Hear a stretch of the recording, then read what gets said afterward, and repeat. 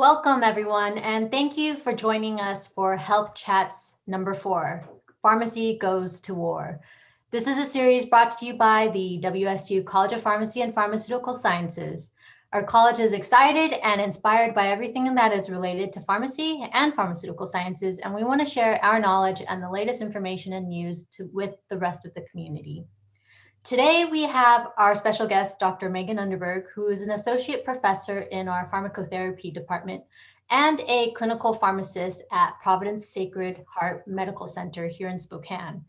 In her spare time, Dr. Undeberg researches the history of pharmacy, which is what we will be discussing in today's presentation about pharmacy during World War II.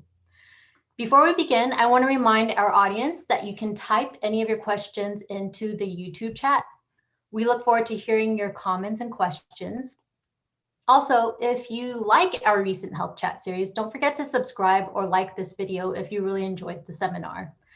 So, Dr. Undeberg, great to have you on Health Chats, and I will let you take it away, as I understand this is a long presentation. That sounds great. Thanks, Connie. So hello, everyone. It sure is a pleasure to join all of you. And I'm certainly looking forward to sharing with you one of my favorite topics. As I told Connie yesterday, I could probably talk for 4 hours on this. So I've condensed it down to a chunk. But really what we're going to take is a little walk back. And it's hard for us because we're sitting in 2020 in one of the most unusual years in probably what a lot of us can remember. But with that said, when you look at this and join me today on this journey, we need to look at it from a lens of 1935 to 1945. So a very different context than today. There's a lot of parallels as to what's happening within our society today, but there may be some language, some pictures, or even some innuendos that may seem offensive in today's world. But in 1940, in that era, it was very normal. So when you view some of this, keep that in mind. I tried to keep it as accurate as possible as to what was and has been discovered. And with that, I believe we should just jump right in. So hold on, everyone. Here we go back to the late 30s and early 40s. Just have to do a quick screen share here. The painful part, getting the PowerPoint up.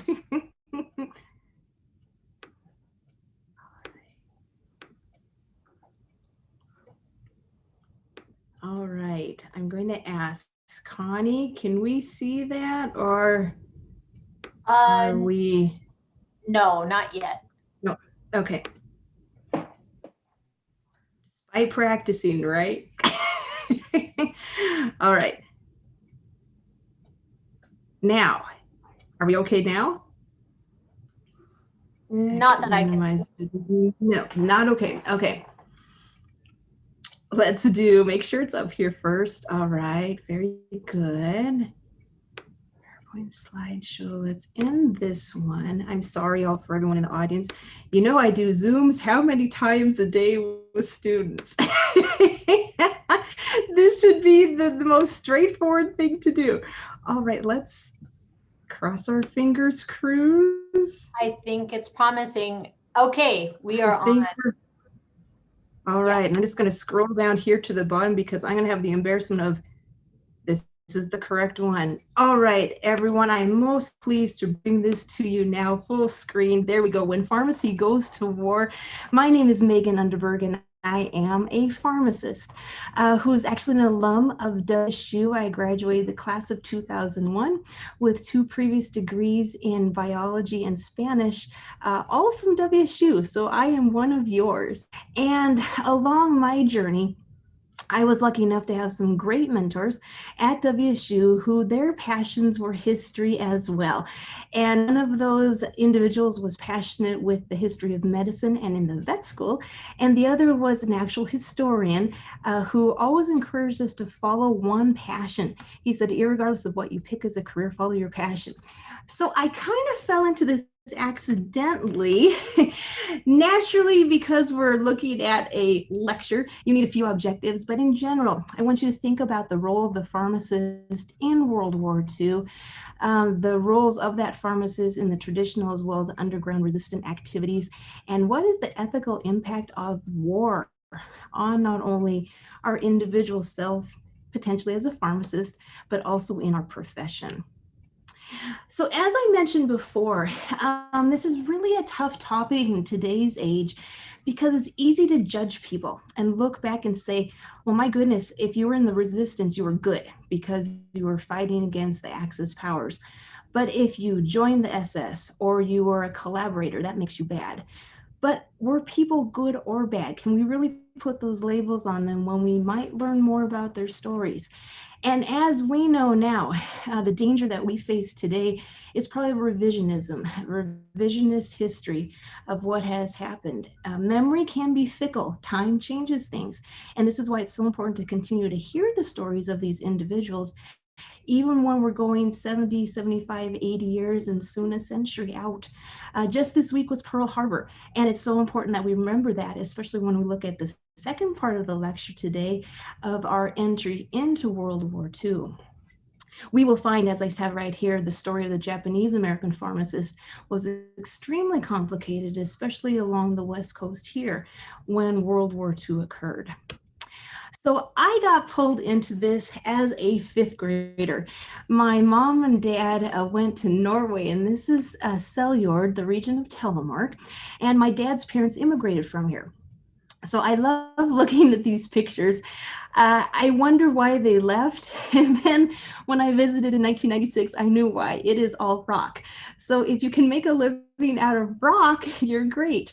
But during the time in 1985, when my mom and dad visited my dad's family, the first time he had ever met his extended family, is one cousin who was about 8 years older than he. They're out walking through the woods here, and he stopped and he paused and he pointed to a tree and he said to my dad, "Me, I shoot Nazi here." And that's when we learned he was in the resistance. And you're like, wow, that is powerful. So Cellular Telemark in this region is known in World War II in Norway as where the heavy water plant was. And so it's a huge operation. Now it's hydroelectric. But back then, the scientists had figured out how to split water. And the root of this heavy water would indeed be what the Nazis wanted to build their own atomic bomb. So the resistors, they had left Norway, crossed what's called the Shetland bus into London to be trained as operatives. And they went back in the dark of night, the dead of winter, and blew up the water plant. Probably potentially saving the development of an atomic bomb by the Nazis before the Allies did, naturally here in the United States, and then dropped it on the end in August with Nagasaki and Hiroshima. So anyways, here I am as a little fifth grader. My dad comes home with this story and it sticks with me. And like, wow, incredible. So a little brief history. A lot of us don't think about World War II on a regular basis, but post World War I. So if you can imagine 100 years ago, a very similar scenario, they're fighting the influenza pandemic. World War I has ended the 11th hour, the 11th day of the 11th month in 1918, but Germany was devastated, not only from the war, but also the reparations they had to pay back due to the damages from the war. And it really put them into a tailspin, a nosedive with their economy and with their people. Slowly over the 20s, Hitler was gaining an economic, military, and social impact on the German people. It happened very quietly. It happened very quickly. And around 1929, Hitler started rising to some additional power. He focused on two major elements, that of eradicating the Jewish population and silencing any political enemies. And his bigger goal was spreading the German people back to what he felt was the land of the Germans, moving them east into Lebensraum. That was the word for it. And that was his dream and his goal. And as we see, and as we well know in those initial years, he was very, very successful. Through quick events in 1933, Hitler and the Nazi Party gained power and influence. Basically, all civil rights were suppressed. Any type of opposition was oppressed. If you voice any difference of opinion, you were put into a work camp. At that point, they were pretty heavy work camps outside of Berlin, and they were heavy labor. The goal was not to survive and keep your prisoners alive, but to work them to death and thereby eliminate that opposition. Germany became a single party state. There was no opposition to the party. It was the National Socialist Party, period. That was it. You belonged or you didn't. And many belonged because they felt there was no choice. Others supported it wholeheartedly. Any challenges to this found themselves in those heavy labor camps, whether it was from the religious side. Many times those in higher education or regular old elementary, high school education, they found themselves deported to the camps as well because they were a challenge as into asking questions. 1933 to 39 marked not quite a decade, but almost, of persecution. At first, the Jewish population was just blamed for small things, but then as the Nazi power came into a greater stronghold across the nation, additional impositions were placed on the Jewish population. In 1935, they introduced the racial laws where they went back through your family history to see just how Jewish were you. How much Jewish blood did you have in your family? And you had to walk around with your pedigree of how much either racial Jew you had or racial Aryan race that you had. 1938 Kristallnacht was the night of the broken glass. And this was the first major incident where the changed. The Jews were targeted following an assassination of one of the German leaders in Hitler's realm. And they turned on the Jews. After that, it went downhill very quickly. They found themselves more often than not forcibly losing jobs, losing their bank accounts, losing their homes, and then moved into ghettos. September 1st and 2nd of 1939 is when Germany's first foray into the East to go into that growing of the Lebensraum, or the freedom and the land of the people. And with the invasion of Poland, which fell quite quickly, began World War II in Europe. Through 39 and 40, they had Blitzkrieg lightning attacks. The slide on the left demonstrates how quickly there were multi-pronged approaches that Hitler went through the countries very rapidly. The picture on the right is often what the people faced, and it went fast. They had the arm. They were not supposed to rearm in the period after World War I, and Hitler did anyways. They were ready, they were armed, and they went. And as you can see on this slide, how quickly they blew through the countries. Where my grandparents were from, 1940, they blew through Norway and Denmark extremely rapidly, and they had a scorched earth policy in Norway. Anyone who resisted, literally, they killed and burned the towns, burned the land, so you had nothing to live off of. And that was for 5 extremely long years until the liberation in 1945. You can see how rapidly the countries around Germany fell, toppled like dominoes, one after another. And in June 1941, the Nazis pushed into the Soviet Union. Such a huge expanse of Europe and Eastern Europe. And as I said, it went very rapidly. When it was a success and Hitler gained control in each of these individual countries, his idea of this open space for the German racial people, these pure people, was starting to become a reality. And at this point in time, his mindset and the ideology switched. Instead of just imprisoning communist partisans and Jews, it turned into annihilating and destroying these populations. He did not want them just to be imprisoned and out of the way. There even are in some old documents that he looked to what country could he take all these people to and just move them. It changed into actual killing of them.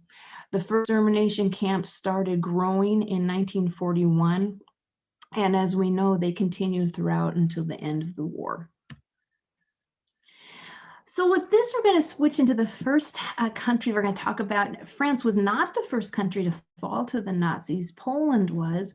But in 1940, France did fall, and the government did accept an armistice with Germany. Each of these countries did fight, but they did not have enough power to overcome the strength of the Nazis at that point in time, the Nazi military. The conditions of the armistice basically said that whoever is from Germany, whether they brought in their political people and the soldiers, France had to support them. And initially they were looking at 300,000 Nazi troops. And this is a lot of people to support. And what it meant is that the French people faced not only widespread shortages, but also widespread suppression.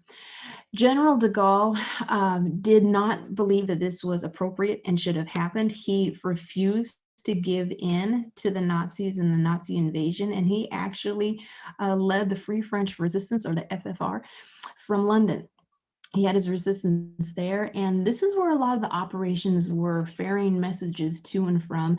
A lot of the radio messages came through the BBC Live every evening at a specific time, with messages that were ferried to and from through the resistance operations from France and the neighboring countries up to London, interpreted and then sent back again.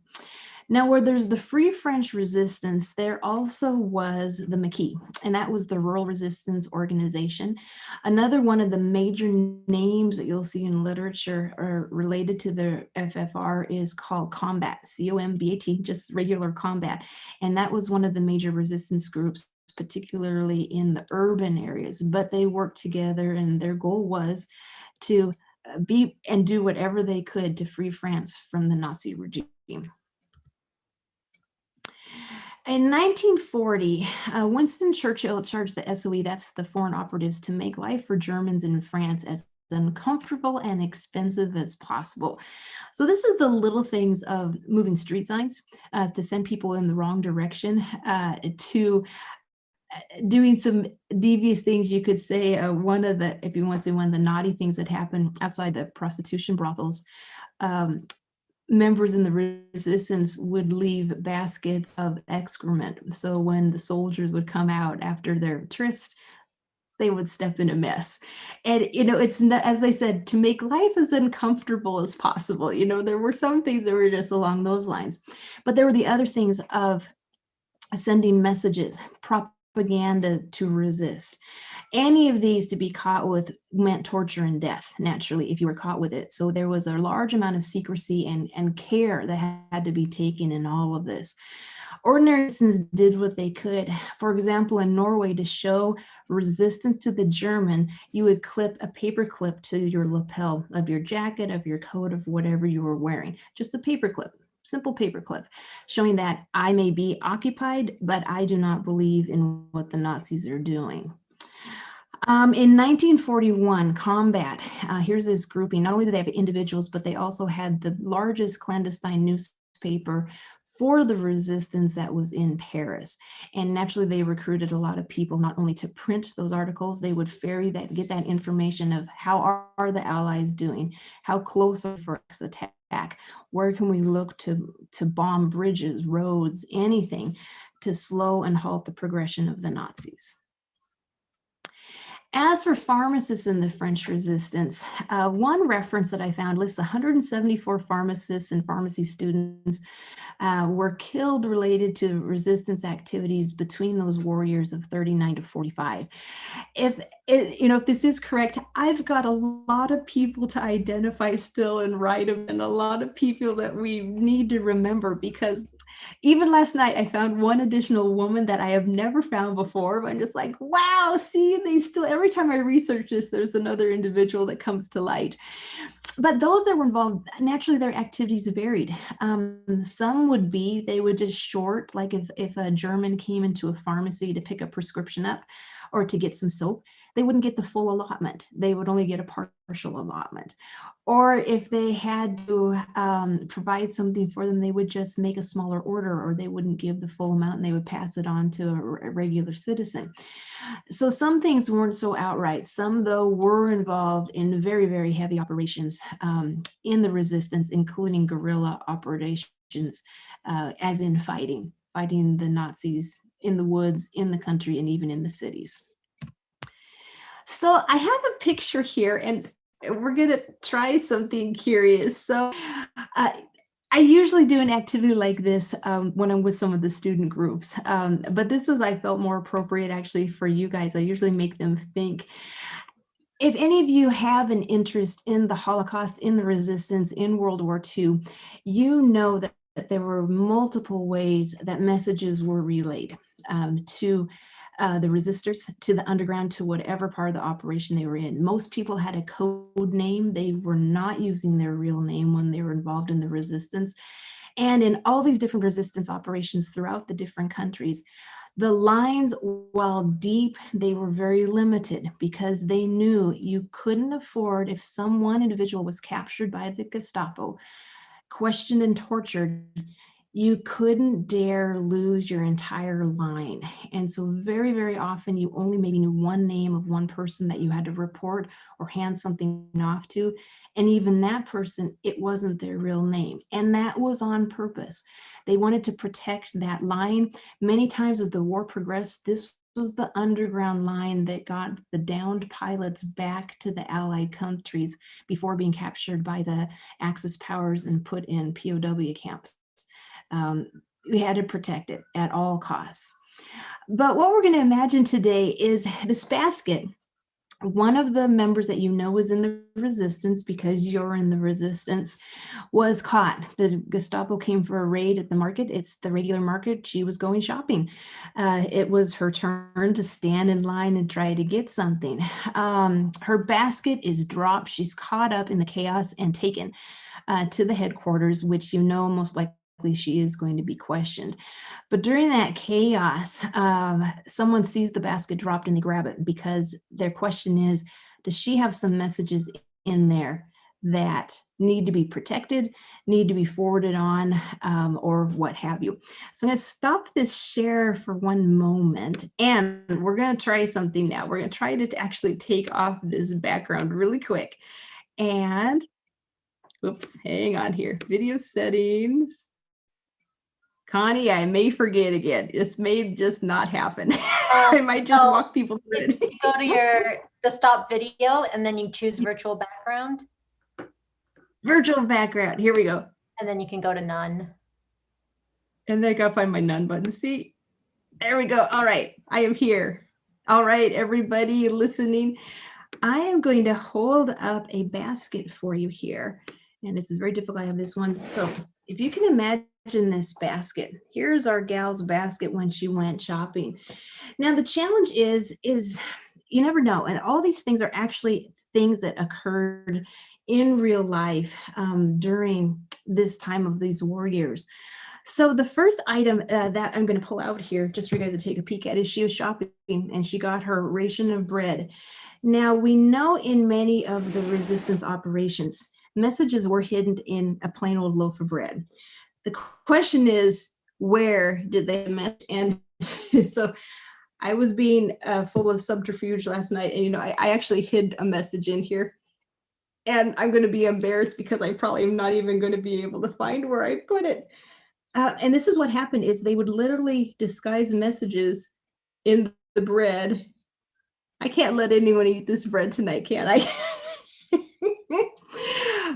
There is a small tube in here of paper, and in it is a name of our resistance. It might be at the other end. I put it at the tip. Connie, you can't come to dinner tonight. All right.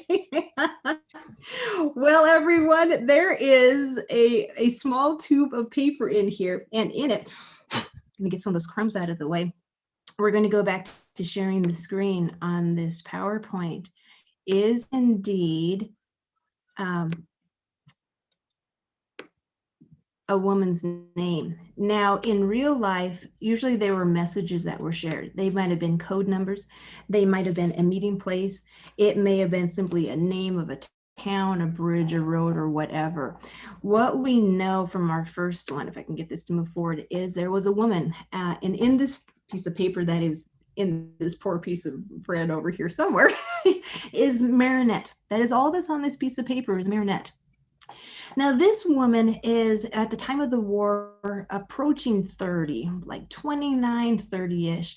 And she originally studied medicine as a student, but ultimately became a pharmacist. She married a chemist, in other words, a pharmacist. His name was Max Menu in 1941. And together, the two of them opened a pharmacy called New Pharmacy in Riom, France. Now, in 1941, the later part of the year, Max actually joined the resistance, and he took the name of Commander Beneval.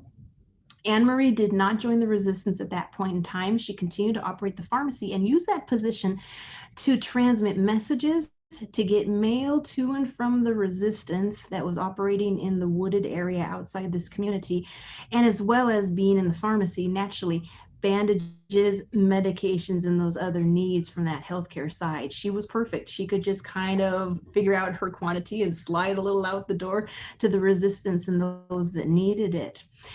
Surprisingly or not, and about a year later, on November 12th, she too joined the resistance, and her code name was given as Marinette. Now, she continued to work in the resistance and the pharmacy, and things were starting to get a little hot, a little tight. They were being watched, they were being monitored by not only the Gestapo, but also what's termed the militia in France, and facing numerous threats. Anne-Marie sold the pharmacy in early 1943, gave her 10-month-old daughter to her mother to care for, and surprisingly, she, along with her dad, who took the code name Raymond, and the local physician, family physician, took the code name Lafont, and they took off looking for Max, Commander Beneval, in the woods where the guerrillas were. Now, they managed to operate a field hospital. Marinette took charge of not only medical capacity, but also in charge of all the pharmacy operations in this field hospital for a good year, almost year and a half. In June 1944, things got incredibly difficult. Not only were there many, many more injuries and deaths of the soldiers in the resistance and those fighting, but the Germans were putting much, much more pressure on the resistance. On June 21st, her husband Max decides it's time to move where they are bedded down in this field hospital to a safer location higher in the mountains, at which time they make communications with one of the local communities to find out when are the Nazis leaving, going on their next part of their embarkment, of their journey. And they think they have good intel. Fortunately, in one regard, they split their division of the hospital in two, where Max took one half of the patients, and Marinette, her dad, and the family physician from the town they were all from took the more ill ones, the more terribly injured ones. This is all in wagons with horses, very rough and raw roads. They had to cross a large creek, which was running quite quickly at that time, and they lost a lot of actual minute time trying to get across all of this. Max's group made it through all of that, through the community, and headed on to that next step. And unfortunately, while he made it, there was an individual that denounced the second half of the party to the Nazis, and they were caught while they were trying to cross the stream. Naturally, the Nazis weren't interested in taking prisoners. They killed all the wounded. They killed Raymond and Lafont.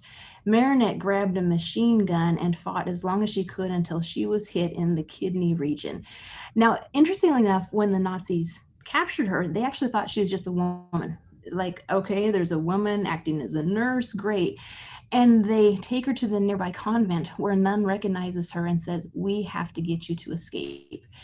They have nuns have it ready. They have a plan. And how could you ever imagine that there yet is another person from the community who is friendly with the Nazis, recognizes her as a pharmacist from the neighboring town, and turns her into the Nazis before she can escape from the convent. So naturally, she's taken to the Gestapo, where she's tortured quite horribly for several days.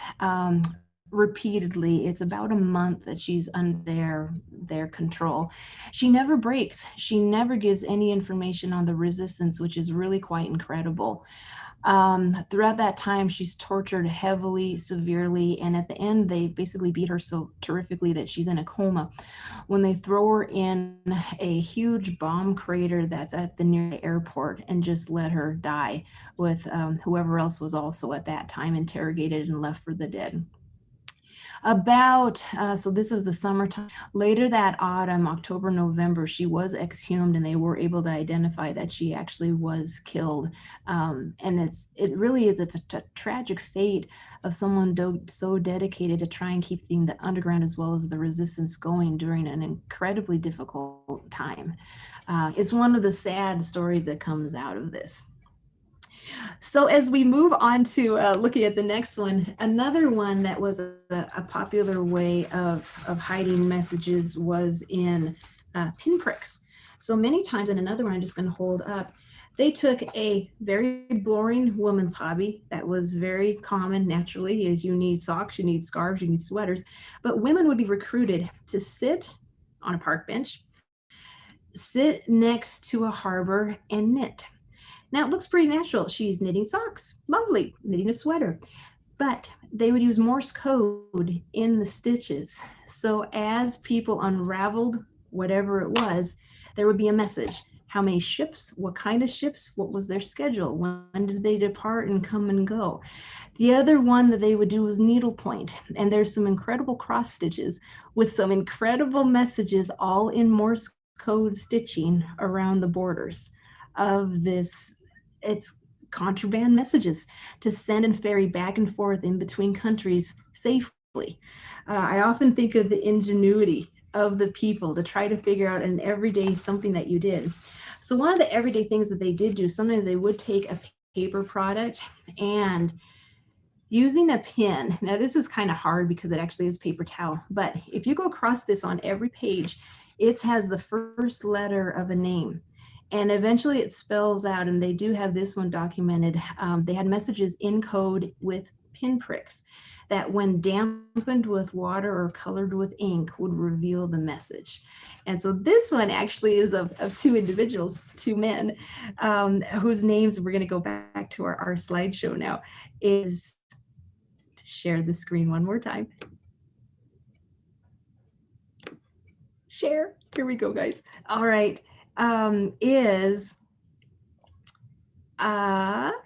Next slide. Connie, I should have given you the slides. Here we go. They are Jean-Francois Salomon and Paul-Antoine Joanny. And both of these young men went to pharmacy school together. And while they were there, there's a codename gentleman that pops up all the time in things you read about the resistance in France. I still haven't found his real name, but they met Mr. Robin. Now, Mr. Robin was a central figure in recruiting for the resistance, especially that clandestine newspaper combat.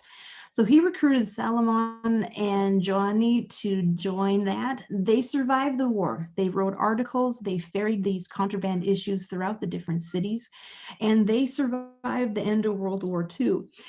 Fascinatingly, they both opened pharmacies in Auvergne, France after World War II, and even more fun, Mr. Salomon married Mr. Joanny's sister Yvette in 1949. So the family stayed entwined for a really, really long time. And they supported and told their stories for many, many years afterwards of how they served in the resistance. If any of you have read The Hiding Place by Corrie ten Boom, I'll stop this share for one moment. You may have remembered there's a part where on the stamp, when they looked around, when Corrie ten Boom looked around the corner of the stamp, there was a message written from her sister, and it said, "The watches are safe."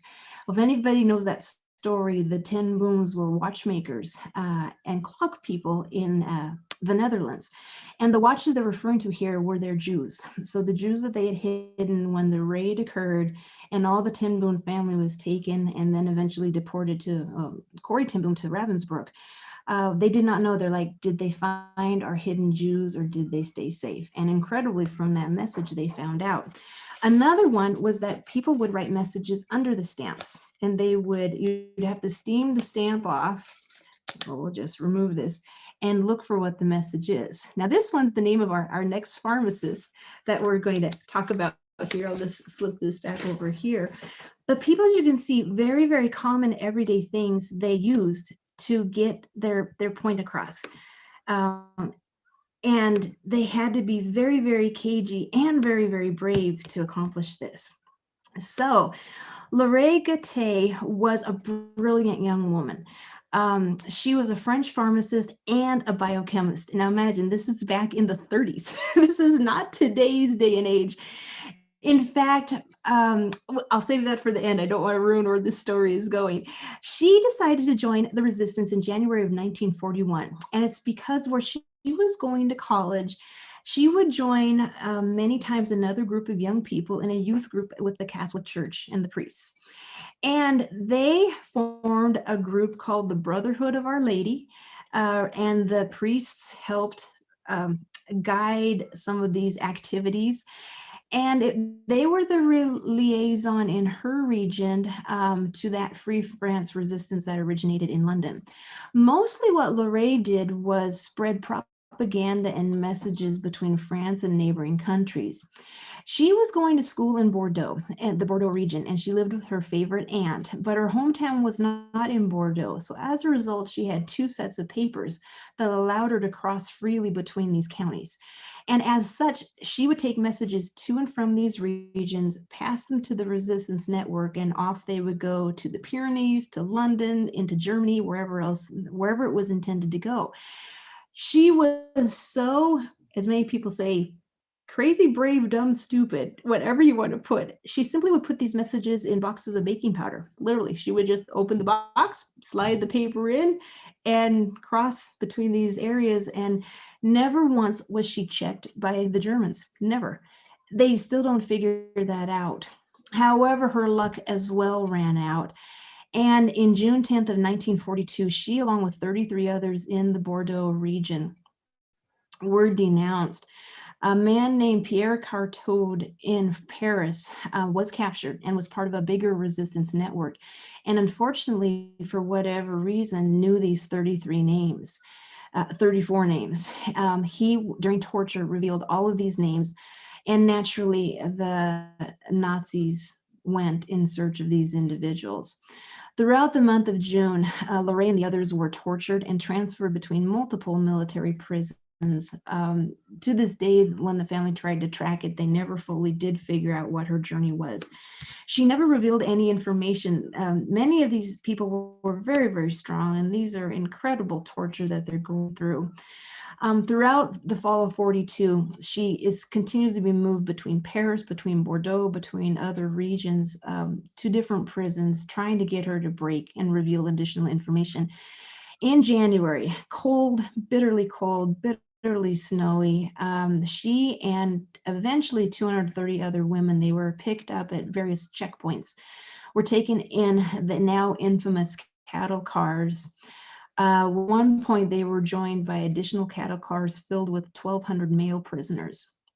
Now, the first camp they stopped at was outside Berlin. It was Oranienburg, and this is where the male prisoners were let off. It was a heavy labor camp. The women were supposed to have been sent to Ravensbrück, which was a political prisoner camp. The women, while under hard labor and a lot of medical experiments, it wasn't the same as Auschwitz, which was truly a death camp. For whatever reason, paperwork snafu, judgment error, we do not know, it's lost to history. The women did not go to Ravensbrück, but instead went on to Poland and Auschwitz. There, she was given the number 31833, placed in block 14 at the shared Auschwitz-Birkenau. The Birkenau was typically the woman's side of the camp. And that's where she landed. This was January. In early February, the Nazis were starting to look at a compound that could be extracted from the dandelion. And they were hoping that if they could recruit biologists, chemists, and botanists that may have been transferred to them, that these individuals could help them chemically extract this and then move forward in the production of latex that wasn't dependent upon plants that were in the region. Lorraine did volunteer for that one. I think she was thinking of anything that potentially could save her life. But we do not know what happened if she became ill. Was it typhus? Was it pneumonia? Was it exposure to the elements? None of us know. But she died in Auschwitz on February 25th, 1943. About maybe a month after she arrived there. Of her group, 79% of those women perished in Auschwitz. It's a terrible, terrible amount. You just did not survive these camps if you ended up there. Those that did were among the lucky, many times we do say. We're going to move on now to our next adventure in our shopping cart.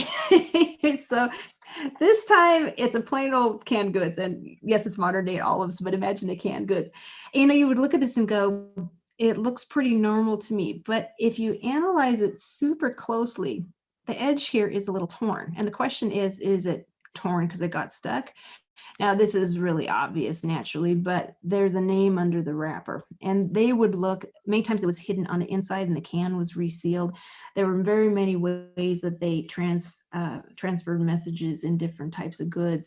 But this individual is one, we're going to switch gears a little and actually go into that Ravensbrück area of where that camp was. So we're going to now depart from France and move into some of the other regions. And what we're going to find is that there's three incredible stories across the board about all of this.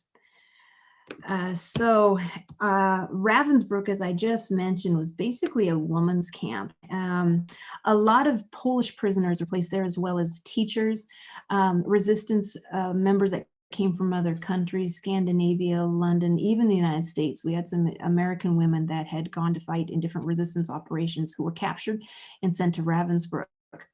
It's about 56 kilometers outside of Berlin, and it was heavy labor, truly. You can see here one of the most infamous things, they had this giant stone roller that the women had to crush rocks with and pave roads. And basically they just did it over and over. You finished one side of the road, they gave you some more giant boulders to crush, and you rolled it back down the other side, back and forth.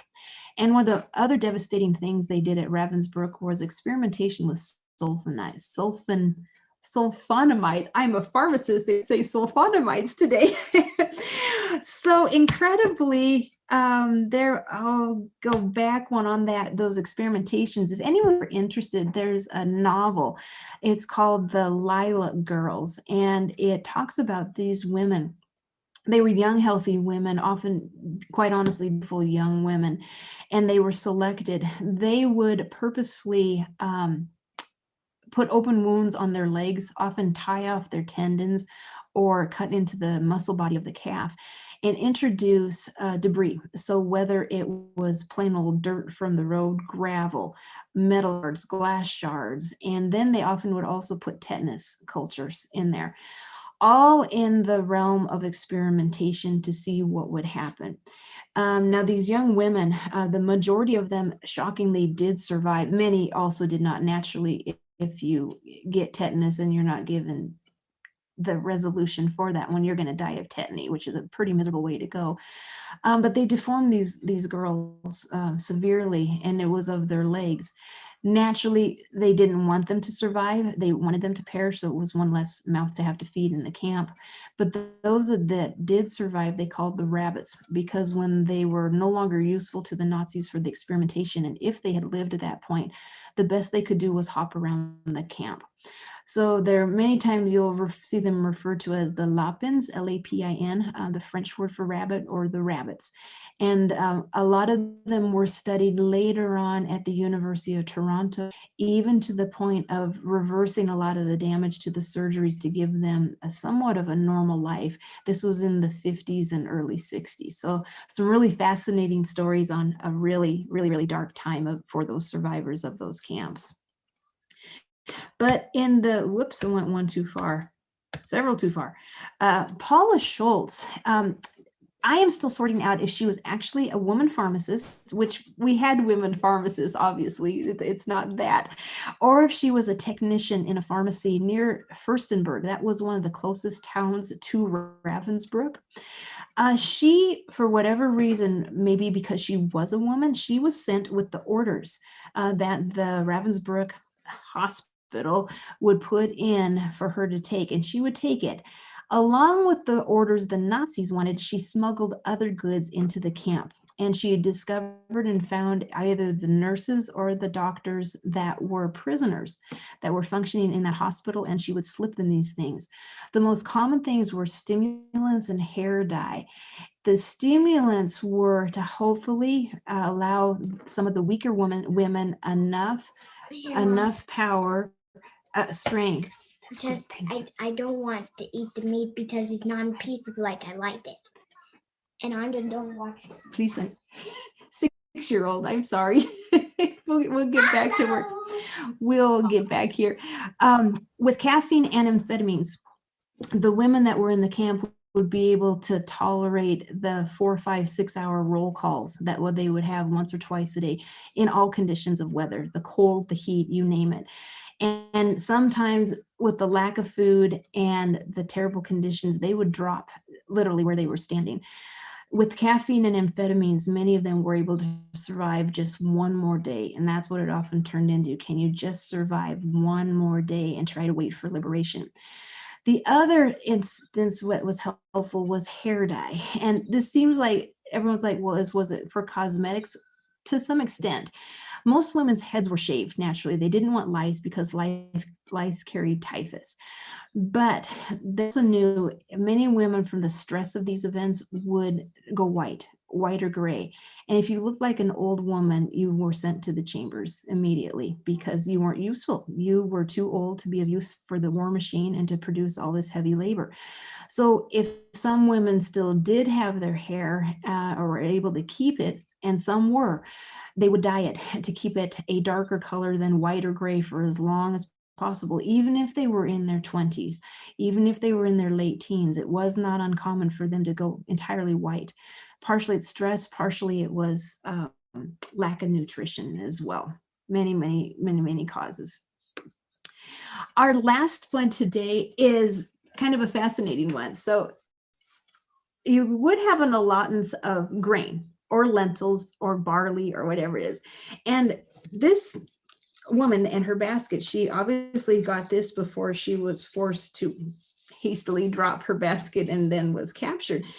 But one thing that I often found interesting in learning about those that were in the resistance is these messages. And this one, when I was looking about it, and this happened a lot, I was like, well, I don't know if you can see, yeah, it's grain. This is spelt, actually, if anyone's curious. It's like, okay, great. It's just a basket of grain. And I really had to think, and I thought about this one because I read about this one time. They literally had to tear the entire bag apart. And when they took the bag apart, they realized in one of the seams at the very bottom, it was split. And when they opened up that seam, as you can see here, where the stitching was loose, in there was information being relayed. This is a name called Bakov. And this is our next group of individuals. It's a husband and wife involved in the resistance in the Netherlands, and who were also pharmacists. And this is our last set of pharmacists in kind of these fun activities, but I'm gonna have fun sharing this couple with you because they as well had an extremely fascinating story of how they got involved in the resistance.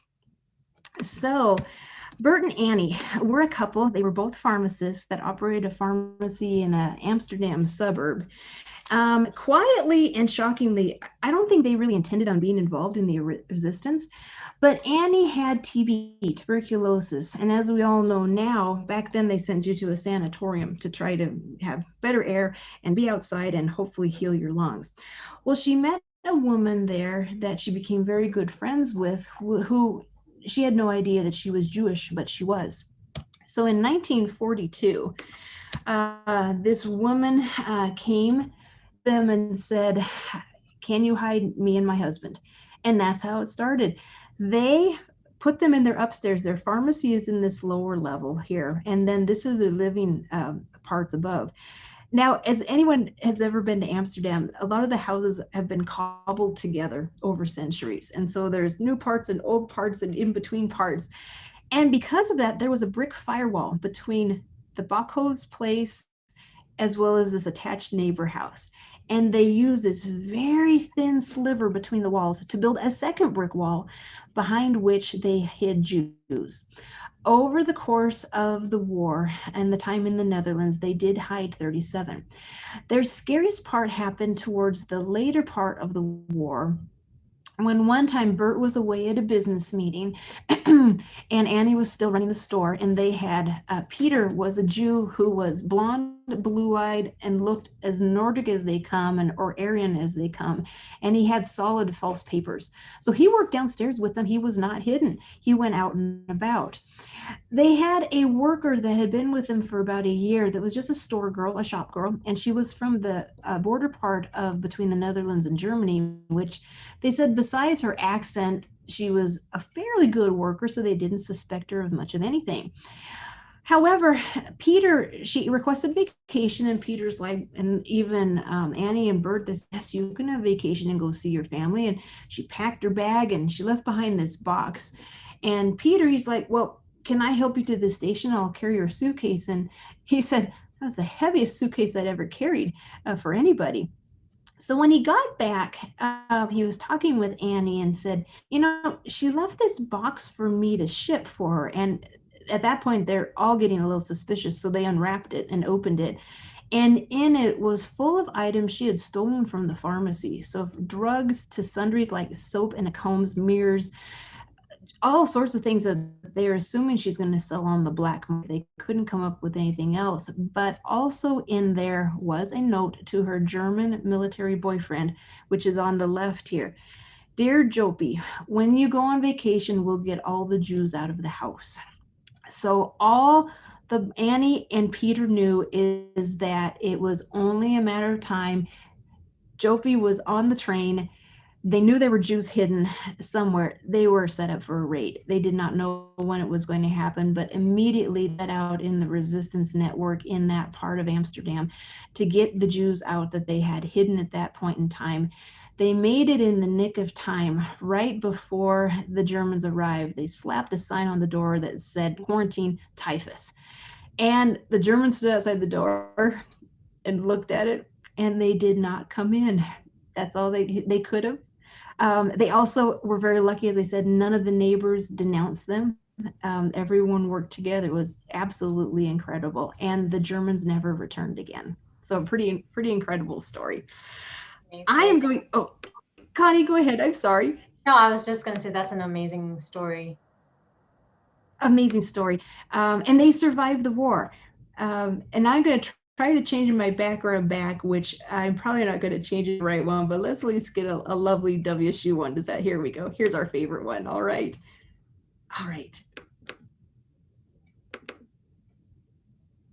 Okay. There we go. We're back. All right, everyone. So moving on, we're going to switch gears into two pharmacists that many of you may have heard about over the years. They're both pharmacists and both in Poland. And these are actually two books that have been written about their two separate journeys.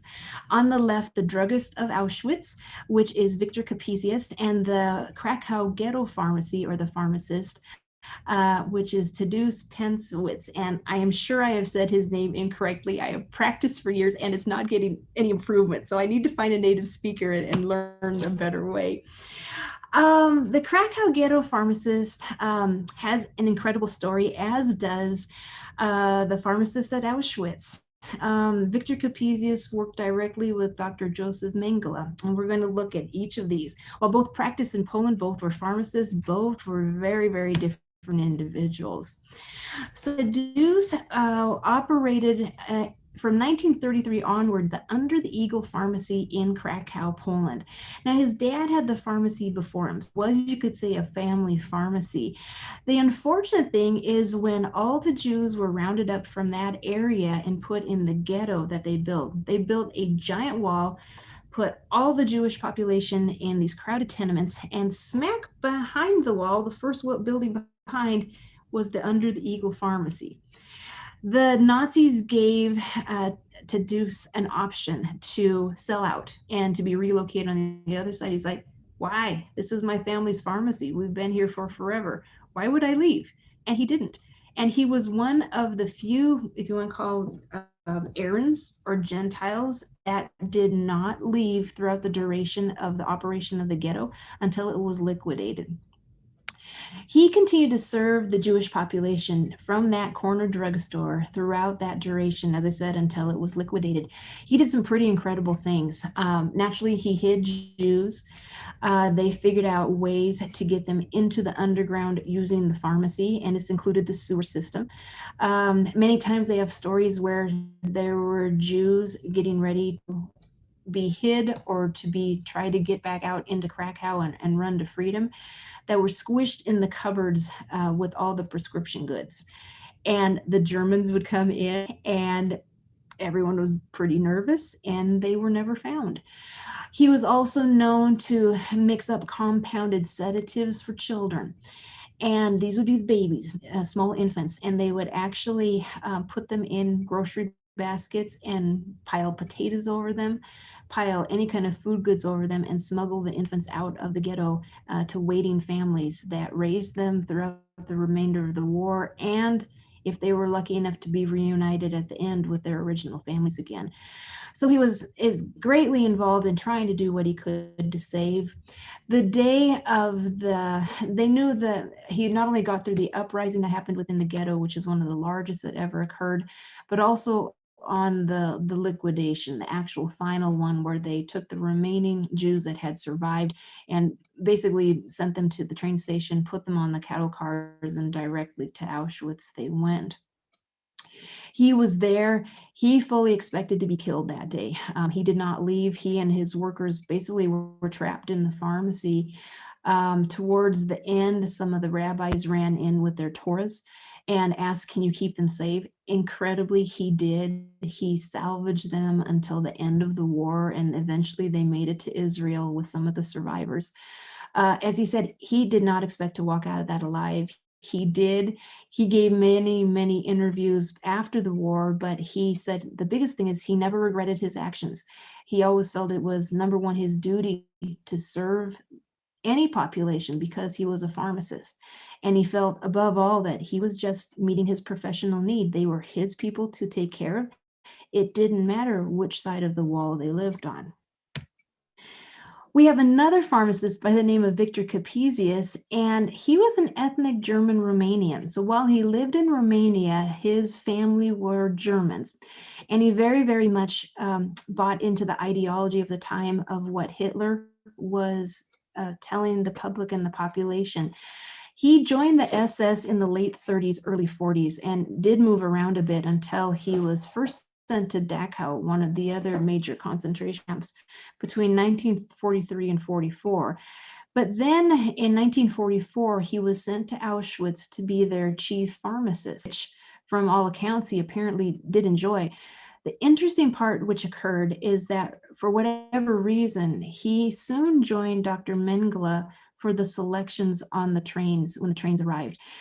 For those in the listening audience right now that maybe haven't heard of Dr. Mengele or have and are still wondering how this all occurred, as the people on those long train journeys, when they've been pulled from whatever site they had been, whether it was a ghetto or whether they had just been arrested, they were placed in cattle cars, packed. No food, maybe a bucket of water, maybe a bucket for human waste. And when you travel for 3-4 days, naturally, there's not a lot of dignity left when they finally open those doors and you tumble out. On these platforms, Mengele and other physicians would make the decision at that moment of whether you lived or whether you died by going straight to the showers, which were, as we know now, where they put the Zyklon B poison gas through. Suffocated everyone, and then straight to the crematoriums. We don't exactly know when or why Victor Capesius transitioned from just a plain old, if you want to say regular pharmacist, into working with Dr. Mengele to assist in these selections. But he was known to be on the platforms because some of the people were coming from his home area and they recognized him. They're like, there's Victor Capesius. What is he doing here? As he moved through the ranks there at Auschwitz, he rose to the position where he would ride in the ambulance that was driven by an SS officer to the area, there would be like a bunker above where the chambers were, where they gassed the individuals. And he would give the order to open the Zyklon B and pour it in, as well as the phenol. So it's pretty fascinating when you realize he had a very, very different perspective on administration of care for patients in this setting of the concentration camp. They also know when the deceased were pulled from the gas chambers and before they put them in the crematoria, he stole gold fillings and kept them in a stash for himself. And in later years, when the war was over, he used this to open his own pharmacy, and I'll say plural, he had pharmacies in Germany. He was discovered in the 50s and put to trial. He was sentenced to 9 years, which when you think of some of the severity of some of the things, what it feels like what he had done, it doesn't feel like a lot many times. Of that, he served less than 3 years and went back to operating his pharmacies. So it's a fascinating story to read.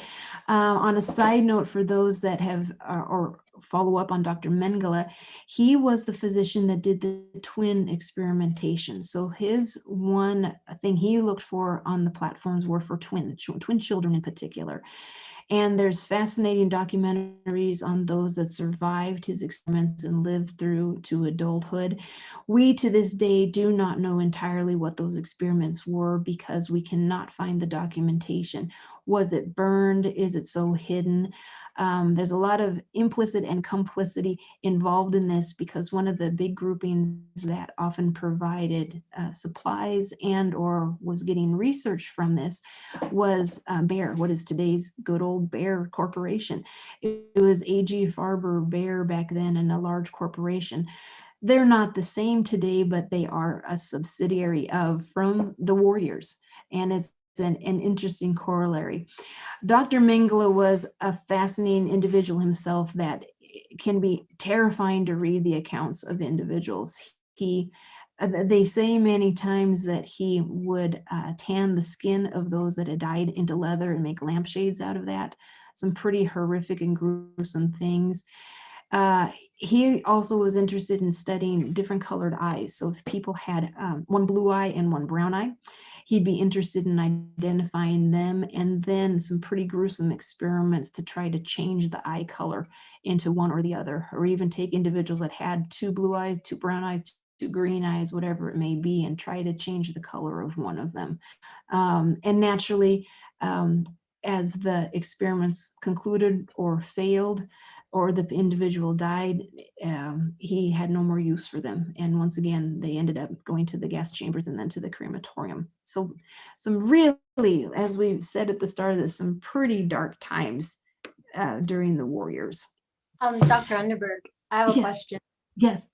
So do you happen to know, we know in America there was pharmacy education. Do you know what doctors or pharmacists in Europe had to go through in terms of the education to become a pharmacist? Did they discuss any of that? Yeah, and I would that'd be a whole lecture in itself. So pharmacy schools changed a bit over the years. So there was a lot of they had traditional schooling like we have now, but also apprenticeships. And even in the United States during the war, is a very different element of the practice of pharmacy, even in the military. So it wasn't where we have a pharmacist now necessarily. Many times they truly were an assistant, and pharmacists didn't have as much, what I'm going to say, professional latitude that we have now. You definitely worked with your physician.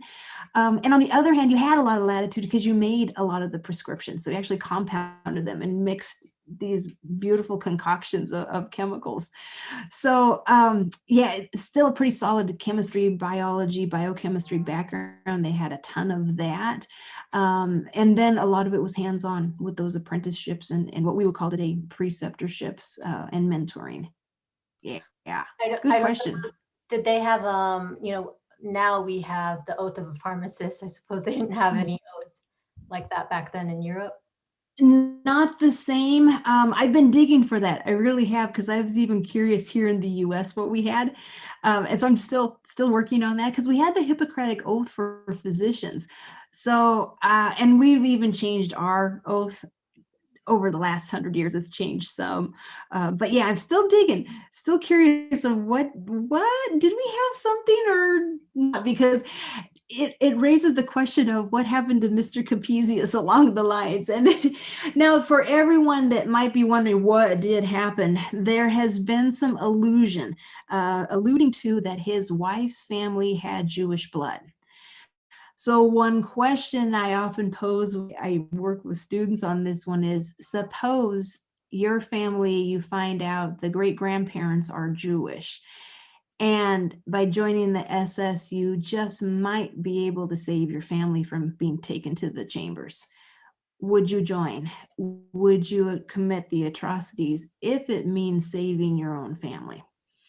Yeah. That's a tough one. Yeah. Yeah, and you can turn that one over in your head for a really long time. Back when there were more survivors and even people that lived through the war years, I would ask the question of how did you do it? And they literally said, your life reached the point where you truly did not think till tomorrow. You thought only of today because you could not think of the future. And yet some of those that survived, it was only thinking of the future that got them through, in that challenge to themselves of, I refuse to let them win. They are not going to kill me. I will not die. And they did whatever they could to survive. Yeah. Tough And time. yeah, really, and really, the research that you've done is really fascinating. I'm just curious, how long did it take for you to research all these pharmacists during that era in Europe? And It, if you can describe a little bit of what you've gone through, and it's not done. And when we get into this next part, I actually have some good stories about it, because it's really incredible how some of this just kind of toppled. I'll tell you, this part, the part we just went through, happened accidentally and kind of as a corollary, but this next part is what kind of pushed me into this part of looking at the role of the pharmacist in World War II, because I just kind of said, oh yeah, we had pharmacists in the military naturally, because someone had to work with the surgeons and the doctors in the field hospitals. And I'd read lots of nurses in World War II, but not really thought about the pharmacists and not thought about the resistance. And then this next part here, really hadn't thought about this, quite honestly, hidden story here in the United States. So when I get into that, I'll tell you more about how I read. But how long I've been working on this? Sadly, it's always cobbled together here and there. So I think this is about year 6 or 7 right now. So I'm about the slowest person ever on it, but the best part is it's history. So it doesn't move. It's there. That's the good part. Oh yeah. Sorry, go ahead. Sorry. I was just gonna say, across here in the US, we'd like to think that we were all neat and tidy and kind and proper, and we had the upper hand. And quite honestly, we weren't much better than what was going on in Europe. And I think something we forget, we've smoothed it over, but we had eugenics over here too. And a lot of what the Nazis did was based on eugenics. The 20s were a time where science was utterly fascinated in where you came from, and this aspect of your genes, either good genes or bad genes, and your nose made a difference, and your eye color made a difference, and your bone structure, and they had terrible terms. If you were born with cleft lip, you were degenerate, and you're doomed to a life of whores and awful things. It was a cleft lip and palate. And heaven forbid, for example, like cerebral palsy, which happens often at birth with that lack of oxygen, or mild mental retardation up to severe mental retardation. It was not, we did horrid things in every country, and we were no angels here in the United States either. And I think that's what really shocked me. So this next part, I'm going to move up a slide, I think. Yeah, I'll leave this one. I'm sure people have read this while we've been chatting. But everything, oh, yeah, go ahead. Sorry, there was just one comment from our YouTube chat that just wanted to bring to your attention that there's an episode of Sawbones, which is a medical history podcast, which talks about medical oaths. in case you're interested. So Thank you. yeah. Thank you. I will follow up on that because, yeah, there's a whole nother chapter that I haven't read, and I definitely haven't written or researched. So thank you, whoever input. That's wonderful. I appreciate that. You know, we were over here experiencing isolationism. We didn't want to have another World War I, World War II, and we really backed off. And it was political. It truly was political. And all that changed, as I said, this week, December 7th, was the anniversary of Pearl Harbor. And so this really comes at a good time. But all the latent resentments of Asians, so whether Chinese American, Japanese American, any culture from that Asian culture, it all flared with that bombing of Pearl Harbor. Now, Connie, we're going to try one video, and I think I'll skip we'll just do one in looking at the time. So everyone, this is something that I made down at the Japanese American National Museum, and I'm going to hope, and if it doesn't work, it is no big deal. And I think, Connie, I actually got the slides to move instead of this. Everyone, we will try. If this does not work, it is not a big deal. It's fun, but it's not necessary.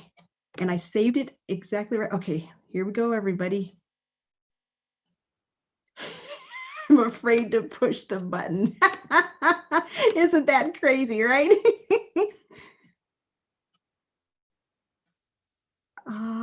Okay, we're going for it, everyone. If it works, great. If it doesn't work, no problem.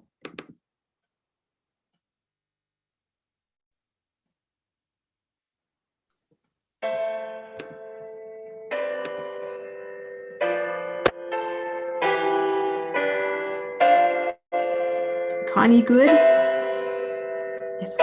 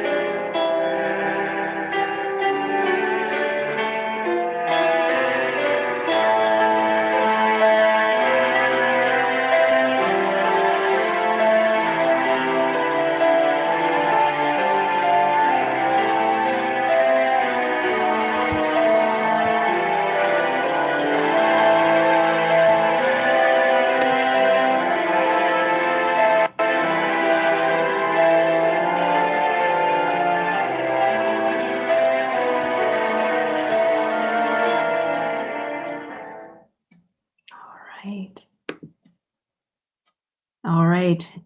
That gives kind of the, I think, most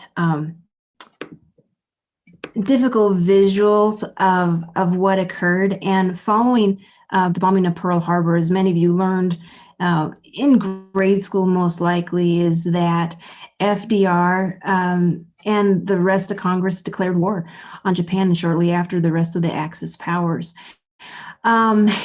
You know, if Pearl Harbor weren't bad enough in this wholehearted effort going into war, February 19th, 1942, barely, 2.5 months later, FDR signed Executive Order 9066. And while, if you read the language closely, basically it states those of the descent of the Axis powers, so German American, Italian American, Japanese American, could all be lumped under this grouping of looking at the potential enemy of the state. It was not interpreted that way by the military, and they interpreted it as Japanese Americans, and those in particular living on the West Coast. And that's as we move forward to the next slide. I'm going to skip that and go right to this one. You can see this dark line of demarcation. Now in Washington, it roughly is where the mountains are. That's our dividing point, through Oregon and down through California and across. Initially, you were rounded up and taken to what they euphemistically called an assembly center. In other words, a fairground or a racetrack, of which the animals usually been hastily relocated 72 hours ahead of time. Very dirty, very stinky, very awful. And from that point, once you were registered and vaccinated, you were sent to a relocation center, is what they called it. In other words, as you saw in those signs of the video, we're evacuating. As many of the Japanese Americans have said, who are we evacuating from or to? We are Americans. And the majority of those that were pulled in this whole exclusion area were born right here in the United States. They were first, second, and many times even third generation Japanese American. They simply were targeted because they had Japanese descent, period. There was no other rationale. And where we sent the Japanese Americans, despite the word being debated to this day, they were concentration camps. We did not kill them as they had happened in Europe at the concentration camps run by the Nazis.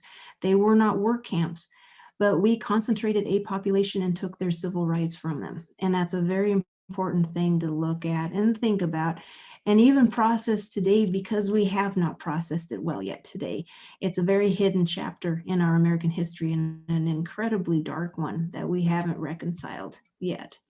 This notification you saw in the video, and this was from Bainbridge Island, and we have actually a lovely memorial there if you ever have a chance to ride the ferry over and go to it. It's beautiful, very, very moving, and very, very, very, very good. The Bainbridge Island Japanese Americans were the first that were selected. They had a very short time, less than a week, to sell their homes, their farms, their businesses, anything they owed. You could take exactly what you could carry in 2 suitcases. And I often think of that and I took pictures of, so like that one individual was quoted in the video, in the little one that I made. She lugged her sewing machine with her. And that top box there is an old sewing machine that I have in a sewing machine collection. And the thing, I handed to her because those things were pure metal and they weigh a ton. And I could just imagine her lugging that through these crowds and hordes of people. And I'm sure that question was, what do I take with me? And I think, what if you had children? Do you pack diapers and clothes and toys? Do you pack sheets, pots, and pans? You don't know where you're going, and you get 2 suitcases. And we took them to the desert, high deserts, where it was freezing cold at night and sweltering during the day. It's the worst possible places of the United States when you see those maps. It was not kind. It was cruel punishment to our own citizens. There's 2 sets of correspondences, and I'm actually going to skip forward to the second set. I'll briefly tell you about the 2 groups. So John Bonomi was a drug distributor with Bergen Brunswick. It's one of, if you're in pharmacy world, you know, it's one of our groups. It's Amerisource Bergen. It's who we get our drug supplies from. And he had a great relationship with his pharmacist in Little Tokyo in the Los Angeles area. He was Italian American. It was a typical congenial relationship. He went to their homes for dinner. They came to his house for dinner with his wife, and they were friends. It's those business relationships. Naturally, the Bonomis were devastated when this happened, and they did what they could to help their pharmacists, first in those temporary sites at the racetracks, the Santa Anita racetrack, and later then when they were shipped to the different camps. So I'll summarize some of this quickly because I want to get to the other one. There's 7 pharmacists. For this presentation, I actually picked 2. Our first pharmacist, Matsumi Nobe, and number 3, Johnny Toshiyuki. And I'm just going to highlight a couple of things, and later on, I'm sure we can always talk if anyone's interested. These letters I found totally accidentally at the Japanese American Museum. They didn't even realize they had them. It took 2 trips down there, and on the second one, they felt like, oh, we found these in a box. Is this what you were looking for? I'm like, yes, this is a gold mine, yes. Beautifully written letters. They could write like you wouldn't believe. Anyone, the prose of people in the 40s, they are so rich. You imagine that you're sitting right there in a chair with them because the language is incredible. But Mutz said it the best. He was sent to Boston with his wife. And here he says, here we're in the best U.S. concentration camp as of the year 1942. He used it, the word concentration camp, and these were the barracks. They were based off military housing. There was no privacy. There was tar paper. You had roughly for your family the size of half of a garage. If you go outside and look at your garage, if you got a 2-car garage, you would get half of that. That was the size that you had. Communal bathrooms, communal showers, communal dining facilities. So not only do we uproot families, but we destroyed their family culture as well. It was pretty devastating across the board. Mutz gives incredible descriptions, and in this part, and this is one of the pictures, the dust and the wind, and it caused a lot of respiratory distress for the people living in these camps, a lot of asthma, a lot of bronchial problems, a lot of infection. And you also have to remember, this is still early 40s. We don't have a lot of drugs that we have today, period. That's the best way to look at it. He talked about where they lived, which wasn't much. Eventually, he and his wife into the hospital, into a little room on the backside of the pharmacy. He's like, we're getting out of here. We are not living in this. And ultimately, he applied to medical school in Chicago and got out entirely.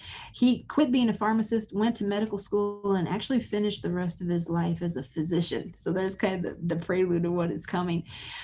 He talks about the bad conditions. And I think the toughest thing when you look at is that they had no drugs.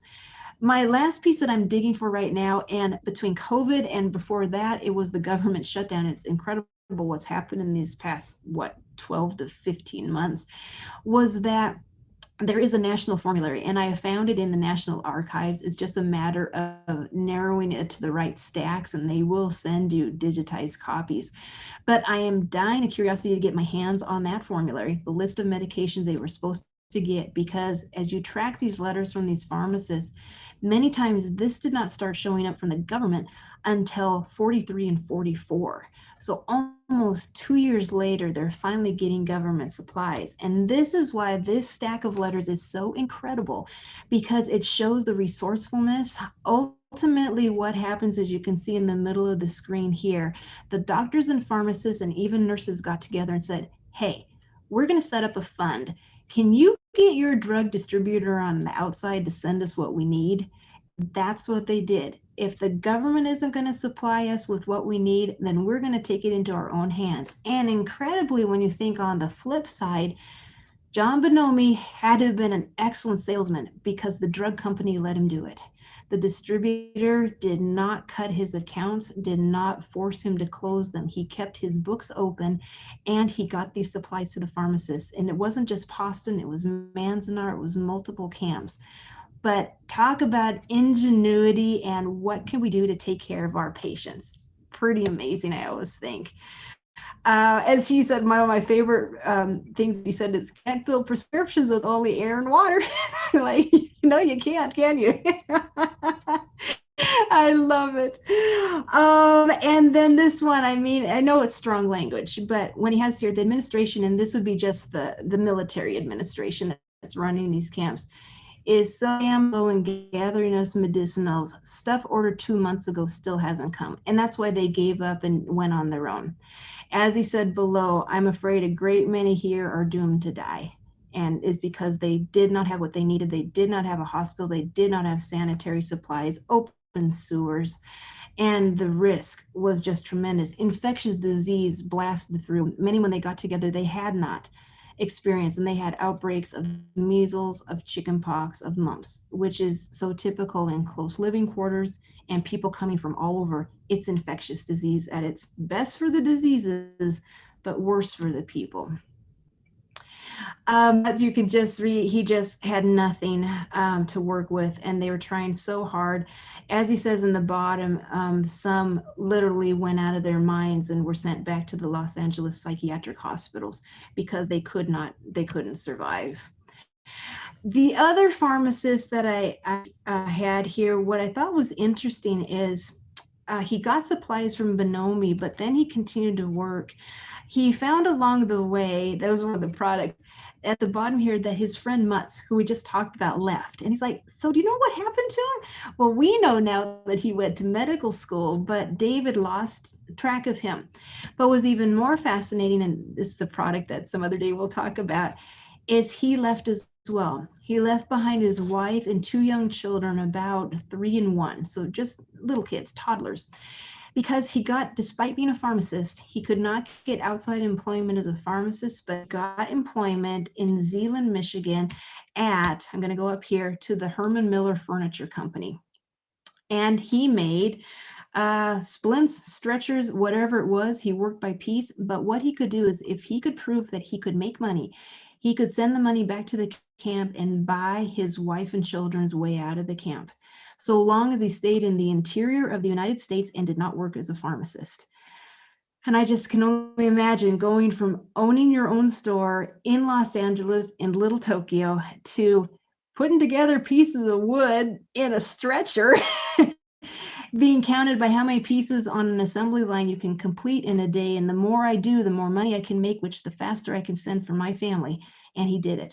And I think that speaks to the fortitude of people. So they were So able at least when go ahead, sorry. they were able to buy their freedom, I guess you would say. Yes, I think that's the best way. They bought their way. And I do have one piece of paper, and I didn't pull it for this, of the not only the timing, but the cost of how he got them out. He got them to Michigan before the end of the war. And if I remember them, they did go back to Los Angeles or the California region and started over. So he resumed what he had done, but there was a big old rough patch there in the middle, very difficult.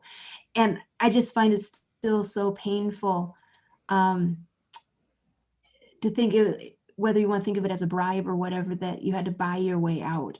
Because you have to remember, these are American citizens. These are not foreign prisoners of war or anything. They are your neighbors. Yeah. Yeah.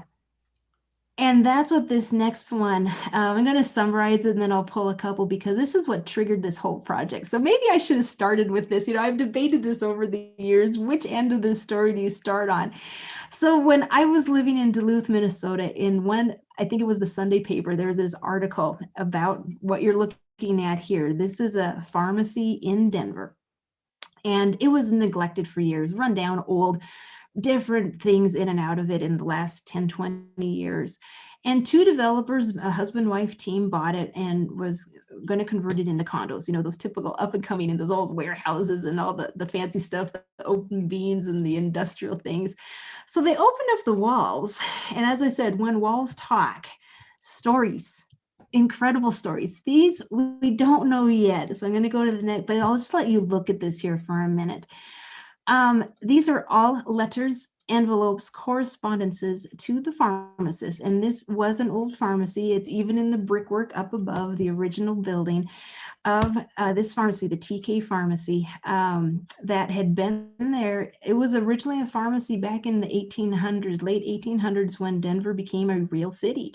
And a family, the Terasaki family owned this. Now, in the upstairs above, they actually had a cousin was a physician, and he ran all the medical appointments. And then downstairs was the family pharmacy.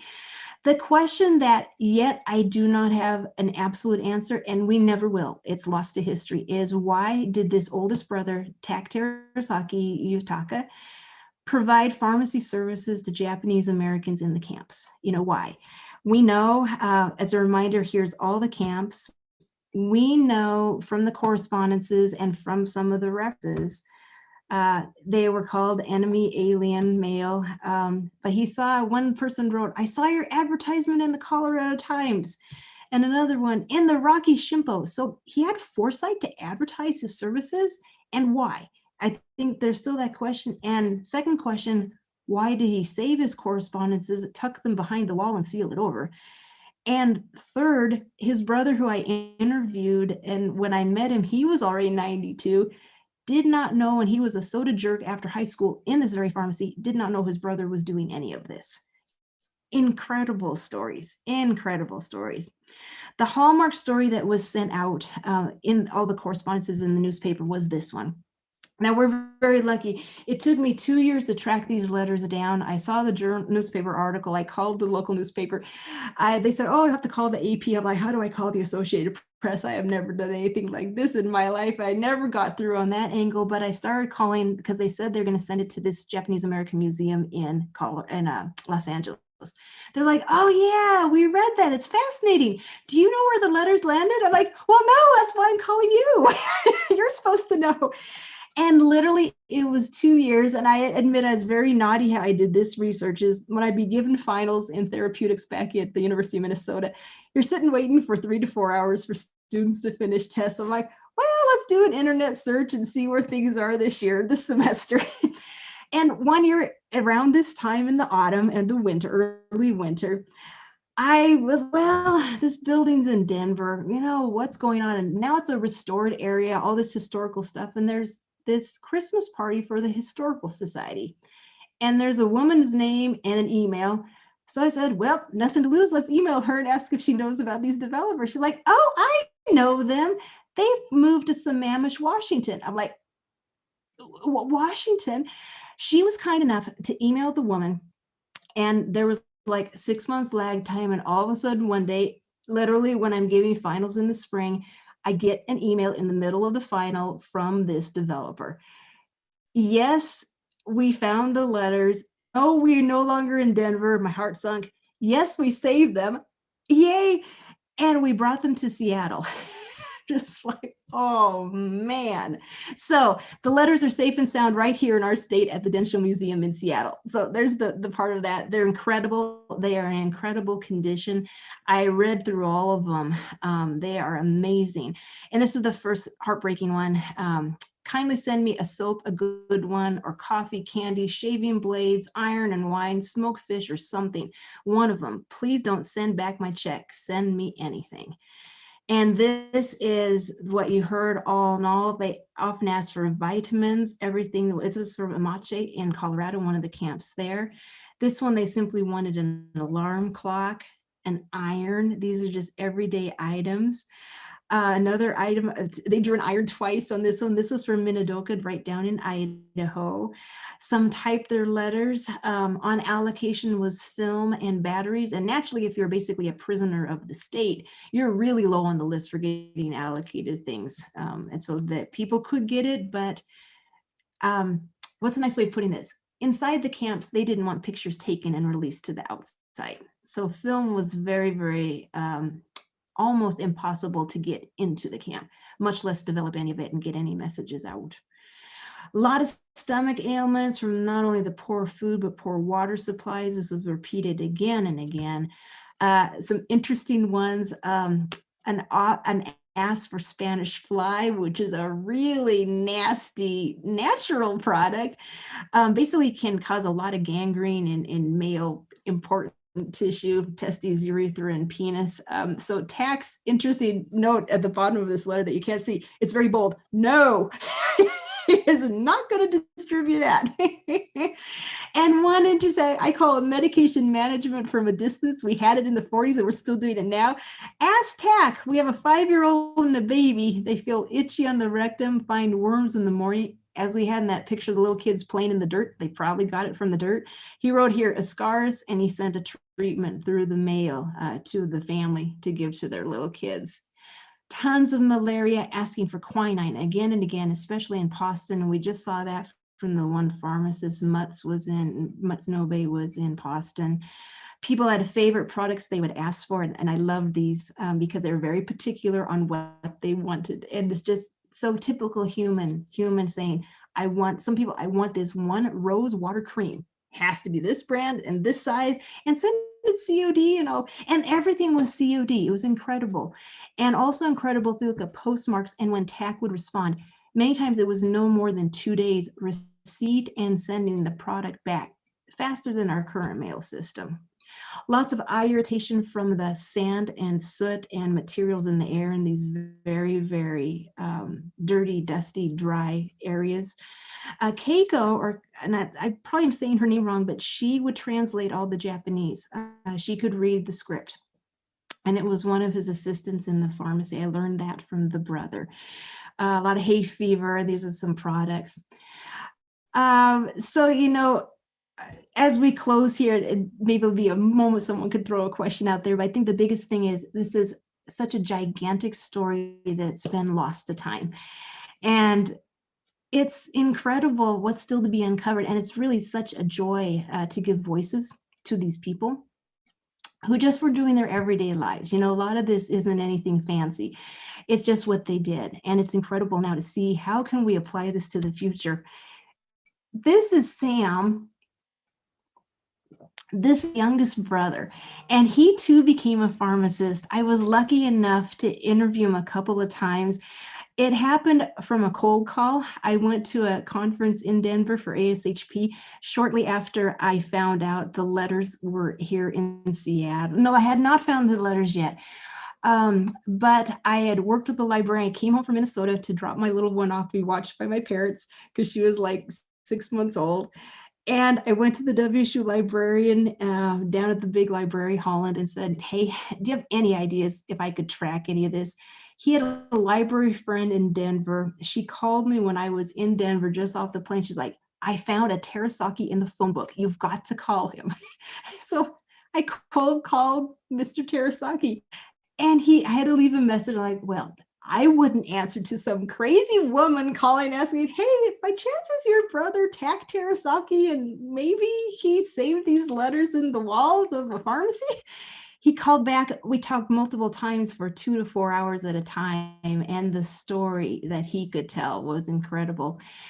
He said, when you find out why my brother saved him, I'd love to hear, because he said, I had no idea he was doing this.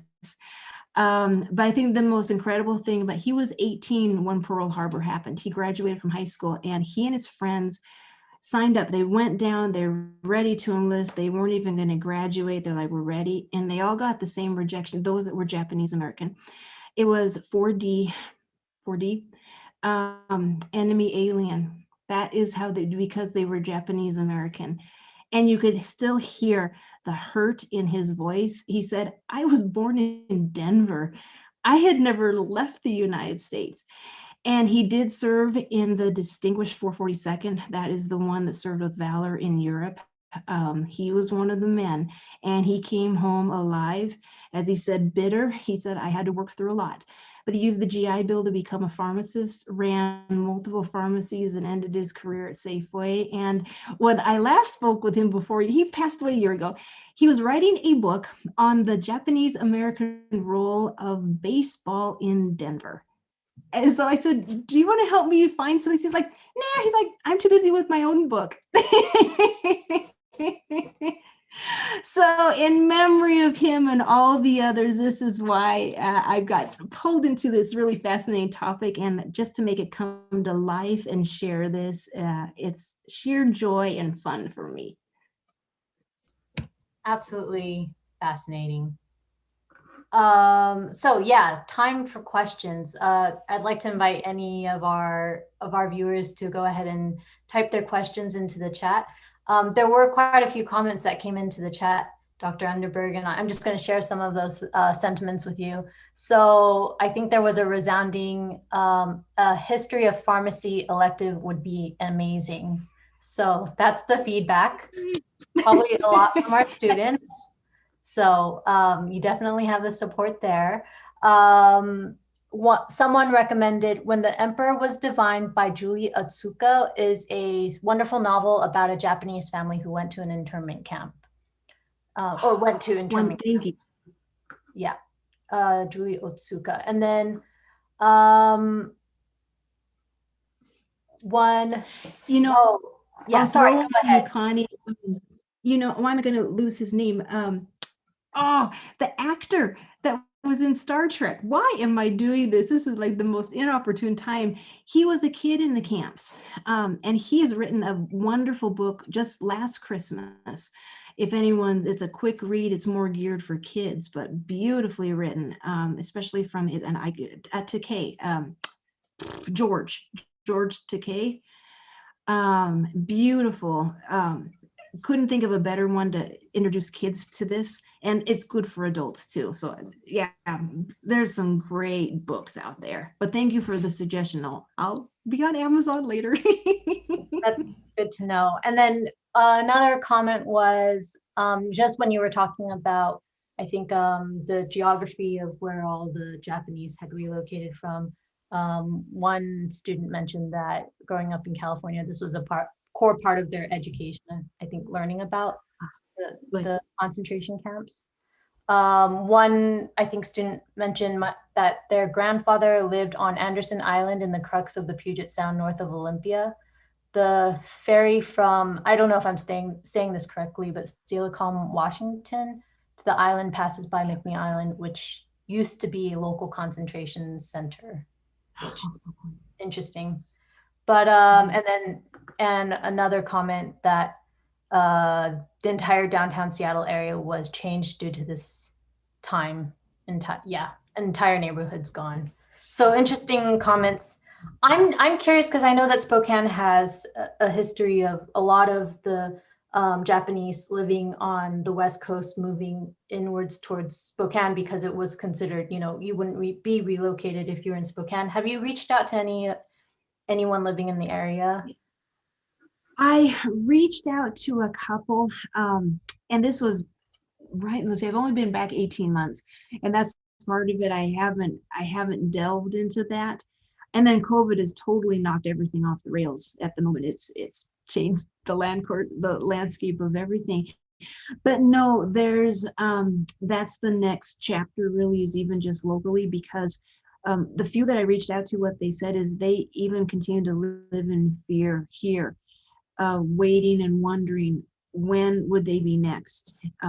Were they safe coming from the west side over to eastern Washington? Was it enough, or was it only another week, another month, another year before that order extended further in? And just because you're Japanese American, and there's been that question of, why didn't they extend this to the German Americans and the Italian Americans? And some were, because there were some pretty heavy sympathizers that were sending money to the Axis powers. Those people were arrested and placed in camps, but not the wide out taking of an entire population. And one theory's been, and it's really painful, is that they said, well, would you arrest Joe DiMaggio? He's Italian American, and would you put him into camp? And they said, was it because there were so many German American and Italian Americans scattered throughout that they just didn't embark on it? And they said, well, West Coast, that's close to Hawaii. Naturally, they're sending intel to Japan. And it's not logical, but it goes back to, when you really think deep about it, it's those underlying prejudices that were already there, and it gave an ease and a reason to be like, well, we want your property, your land, we want you out of the picture. So goodbye. You're a sympathizer with the imperial powers, and you need to move. Well, yeah. So one of the questions we received from our audience was, if they want to go on a deep dive on this topic, how can they get started? I can give you some leads if you want to email me, and I can send you down. The deep dive, I think it depends on what your interest really is. And the beauty of the internet this day and age is that a chance you really can. And then it's just being patient and just kind of letting those stories unravel as they happen. One thing I've learned with history, and especially on this, is it unfolds pretty slow. A lot of it, and one thing I encountered when I did reach out and was at the Japanese American Museum, it's something I don't think about, but I should, is I'm very white. And naturally it is tough. This is a very charged topic. I know, being in the Midwest for 10 years and teaching this out there, it could have knocked me off my block, because we learned about this in school, that many did not even know this happened. And I think that's when my heart broke, to think that something as heavy and serious and really detrimental to the fabric of our country has not even been carried forward. And when that happened, that's when I realized this can't be kept quiet. These stories have to be told, because it's really instrumental, especially in our current times, that we remember the past. It's hard to say honor it, but I think recognize it and try to learn from it, because we know on our southern borders right now, pretty similar scenarios are happening. And we realize it's gotten way too easy to strip people of their rights. And it happened once, it's happening again. how can we learn and remember and try to support each other as people? We're all people. Very interesting. So the deep dive, I didn't answer your question. Be patient, find your love, and take it an element at a time that comes through as you find it. Because it's like you find one piece and it'll send you off to another little piece. And you might hit a roadblock like the ones in Europe is translation. Trying to translate between the languages, and then sometimes then you're like, oh my goodness, look, this person knew this person. And the same thing even here with the Japanese American, it's incredibly like, oh wow, look at this. How they have these connections. And some of these pharmacists, there's a whole nother layer of pharmacists that I know of that are the women pharmacists. There's a whole nother layer of the pharmacists that were about to graduate from pharmacy school that had to go to the camps. And some of the colleges of pharmacy granted their degrees and others didn't. There was one pharmacy school in California, and I'm so sorry for those that are listening. He wanted to adopt, he literally went to the courts and tried to adopt all his students, the dean of the College of Pharmacy, so he could keep them in school and so they did not have to be sent to the camps. And I mean, the stories like these that one side warm your heart, but also make you realize how crazy a time it was that people tried. One group of people tried really hard, and then there's the other group of people that were spitting on them and would offer people $1 for their entire set of china, their china hutch, and their kitchen appliances. Yeah, we all know human nature is unpredictable at best. That would be, I guess, a gentle and somewhat kind way. Yeah, you shared a lot of the dark history, and it's very dark. important. I have learned I can't work on this always at nighttime because then you don't sleep. It's one of those things that gets in your head. It doesn't matter if you do the American side or the European side, or even, I haven't even gotten into the war in the Pacific. But yeah, there's, don't read too much concentration stuff and interrogations before you go to bed. Suddenly the house seems a little creakier than normal, and all kinds of things. So, Dr. Undeberg, I feel like we could talk for hours, and I know there's a wealth of knowledge. And I'm not even going to touch upon the 1918 influenza pandemic, because I know that we're going to try to line that up for another health chat seminar, just for our audience to know. I'm mindful that we've already gone 20 minutes over time. So we do have a special message from our recruitment and outreach specialist, Evan Barton, if you would like to come on and speak to our viewers with any updates. Thanks, Connie. I'll make this really brief. I just wanted to remind everyone on the call, if you are looking to apply to the WSU Doctor of Pharmacy program, our application for fall 2021 admission, the regular decision deadline will be January 4th of 2021. And so that is coming up quickly. And I wanted to just direct everybody to know that there are opportunities to connect with us virtually. So if you visit our website and connect with us virtually, that way we do one-on-one advising appointments. We're doing admissions webinars, and Dr. Undeberg is actually going to be presenting next week about some pharmacy career pathways. So there's lots of ways to get involved and connect with us as you're going through the application process. So I just wanted to remind everybody of that. And if you have any questions as well, you can feel free to reach out to us at our email that I'll post in the chat also. Thank you, Evan. And I want to thank Dr. Undeberg again for sharing her wealth of knowledge on the history of pharmacy. Dr. Undeberg, we will have you back again on the show to talk more about other parts of our dark history. So I want to thank everyone again and wishing everyone happy holidays and good health. Thank you all. Thank you.